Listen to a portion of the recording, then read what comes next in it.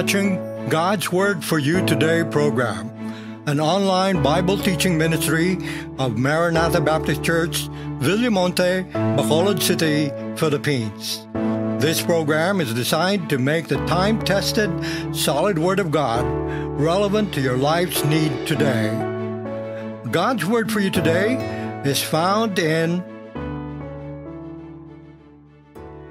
ang aton pagatun-an subong amo ang Salmo 1, the life that is blessed, ang kabuhi nga ginapakamayo. Ang Salmo 1 sets the tone for much of the rest of the Psalter by contrasting the way of the righteous with the way of the ungodly, and set the stage for the hostility of the ungodly.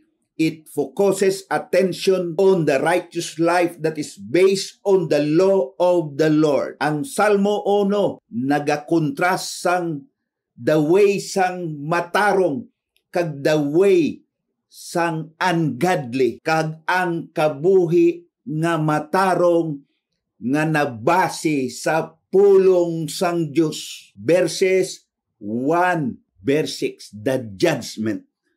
For the Lord knoweth the way of the righteous, but the way of the ungodly shall perish. Its main point should be of great comfort to the faithful. The Lord knows them. The verb is a participle emphasizing knowing as a continuous or durative in nature. Kabalo ang Diyos, gakabuhi kita sang matarong ginaobey ta ang pulong sang Diyos. The idea is more than a mental awareness. What we call knowledge. Dilids ang isa ka classic nga author naghambal, a knowledge which was in living, intimate relationship to its subject, at the same time inclined to it and bound to it by love. Knowledge nga maipikto sa pagkabuhi kay tungod sang aton intimate relationship sa Diyos. Ang intimate relationship sang Diyos sa aton nga naga-operate sa love or hesed, mercy sang Diyos. The antithetical parallelism, but the way of the ungodly will perish. In other words, knows is the opposite of will perish. Ang hihibalo, opposite sang will perish. Thus, it is a knowledge that saves. If the Lord knows them, they will not perish. If He does not know them, they will perish.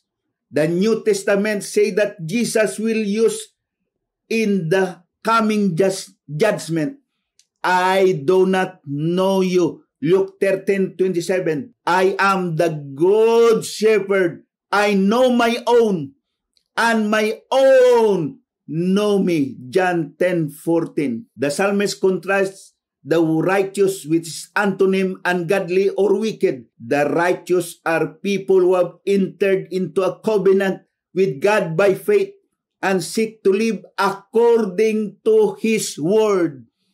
Ang mga matarong nga tao nga nagtuo kay Jesus, nag-enter sa new covenant with God by faith and seek to live according to the word of God. They may do unrighteous things at times, but they know to find forgiveness because they want to do what is right. Bisan sa aton kabuhi, makahimo kita sang kasalanan, pero kaintindi kita nga patawaron kita sang Diyos, kay ang ginahandom ta ang to do what is right in the eyes of God. In this contrast, the emphasis is on the word way. The Lord knows the way of the righteous. Ang Diyos nakabalo sang aton paglakat, but the way of the ungodly will perish. The word way has become idiomatic for the course of action of the people to follow. How they live, their motives, what they produce. Ang way, ang paglakat ang pagkabuhi naga-describe sang paano kita magkabuhi, ang aton mga motibo kag ang ginaproduce ta sa kabuhi. Summary, ang salmista who leads an antarnes, waay sang butang nga nagapahigko sa iya kag prosperous life in accords with God's word, and contrast the worthless lives of the ungodly who will perish in the day of judgment. For our application, they must spend time meditating on God's word so that they may live a distinct and productive spiritual life for God, and in the process find assurance that God knows them and will preserve them through the judgment. Kita nga mga tumuluo, mag-spend time sa Bible, meditate sa God's word, to read the God's word, kag magkabuhi nga distinct kag productive bisan pandemic spiritual life for God. In the process, find assurance that God kilala ka sang Diyos and will preserve them through the judgment. Kung may mga unbelievers nga nagapamati, it is urgent. They must come to faith in the Lord Jesus Christ. Believe in the Lord Jesus Christ as your Savior and Lord, because He has died on the cross para bayran ang imo sala. Because if they live their lives without faith in the Lord Jesus Christ or His Word, not even their good deeds will count, and they will not survive the judgment to come. Ang padulungan, ang paghukom. Ang New Testament nagahambal man sina, takabuhi naton nga mga Christian. Jesus prayed, sanctify them by truth. Your word is truth. Ang aton holiness, ang aton pagkabuhi, ang pulong sang Diyos man ang kinahanglan. Sa salvation ta ang pulong sang Diyos. James stress, by the studying and doing the Word of God, people will be blessed in what they do. James 1:22 verse 25. Si James naghambal man, studying and doing the Word of God, people will be blessed in what they do. But Paul reflected more of the passage of the Psalm when he wrote, do not be conformed to the pattern of this world.